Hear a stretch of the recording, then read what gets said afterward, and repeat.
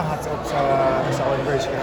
Grabe yung effort, yung comeback nila ngayon sa do or die game. Talagang kitang-kita nyo naman yung physicality, the way sila makapag-adjust sa first game. So, talaga naramdaman namin. That's why Scotty got pro ball and then si Japet ata ng last. So, hats off sa kanila. Grabe yung pinakita nilang depensa and then composure sa opensa. Pero yun nga, kailangan din namin i-balance or i-meet yung binibigay nila sa amin. So, thank God, nakuha namin yung panalo.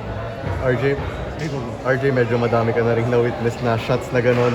If I remember correctly, Justin Brownlee, you were there. Scotty? LA. Just your thoughts on feeling this kind of spirit from a certain team like Ginebra. Yung nakikita yung ganung mga shots. Actually, sobrang alam mo yun, parang nasa Ginebra ka na, tapos nakikita mo pa yung mga shots na gano'n. So parang talagang times 2, times 3 yung saya eh. Kasi unang-una, the way mag-comeback yung team namin from down 7, 6 pa. So wala na kaming time. Wala na kaming mabunod. Injury din si Jason. So hopefully makakover sa next semis namin din sa Miguel. Pero yun nga, grabe din yung puso ng lahat. Yun lang yung masasabi ko. The way nila ako nag-double kanina sa buong game, not physical, talagang di ako pinapakawalan. So, yun lang. Sobrang happy lang ako na nakita ko yung big shot ni Siguro. Hats off din, JC. RJ, you felt personally challenged din ba na given the situation, yung ganda ng laban, yung palitan ng mga points, di ba? Ikaw personally, were you personally challenged? Syempre, every game, every day, challenge for me kasi kailangan mag-improve.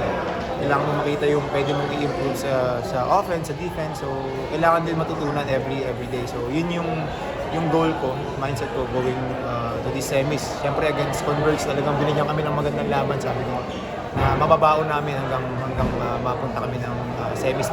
Mamit namin ulit yung SMB. So, we're looking again sa videos kung ano yung pwede namin ma-improve as a team and we'll work on for sure. RJ, may nabanggit kayo si Coach na dahil sa attention na nila sa'yo, dahil kay Stephen, kaya nakashoot si Stephen Ogdo sa buzzer beater. Ano bang nangyari kanina? Hindi ko alam eh. Siguro just to make a good read or make a better read for anybody. Kasi kahit sino naman pwedeng tumira sa amin. Hindi lang naman ako yung pwedeng maging last shot option. So I'm not that heroic lagi. So nakita naman natin yung kumpiyansa ni Scuba, the way niya i-reads yung defender. So I'm just nabasa ko lang yung defender na talagang binalak ako, talagang binangga ako, and then yeah, he's the one na nakapag-create para sa panalo namin ngayon. So yun.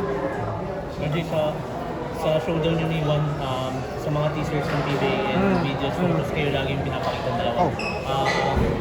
Ano masasabi ko lang kayo na yung next big thing sa PBA kayo dalawa ni Juan sa mga guards? Kami na ba?